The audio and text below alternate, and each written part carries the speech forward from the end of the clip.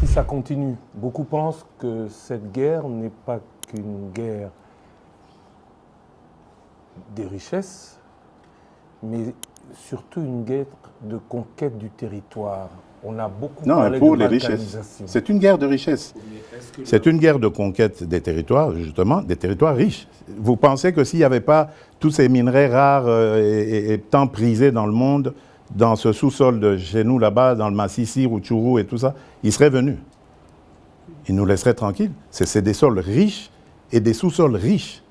C'est ça qui attire. Et maintenant, pour que ce soit définitivement mis en coupe réglée, sous coupe réglée, eh ben, ils veulent le couper de la RDC.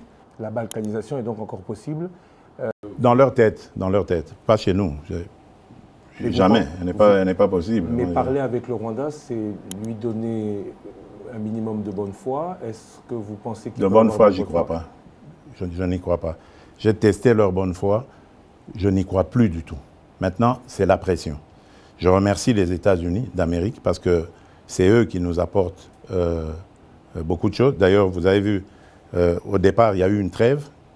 Maintenant, il y a un cessez-le-feu. Je vous dis, ce n'est pas le Congo qui l'a demandé.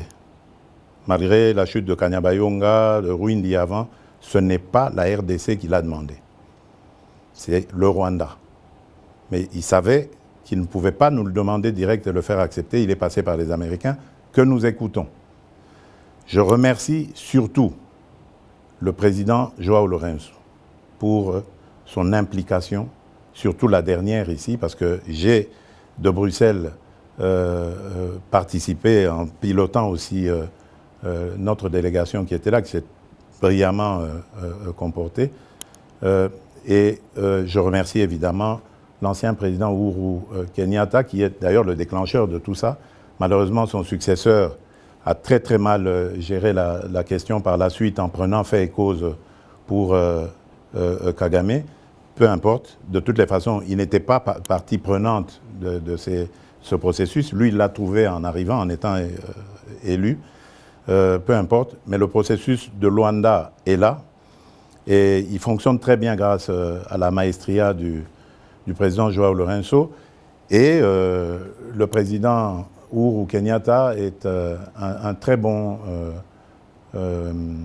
facilitateur issu du processus de Nairobi, qui malheureusement a été vidé de sa substance, mais le président, sa crédibilité du président Uhuru reste, elle demeure.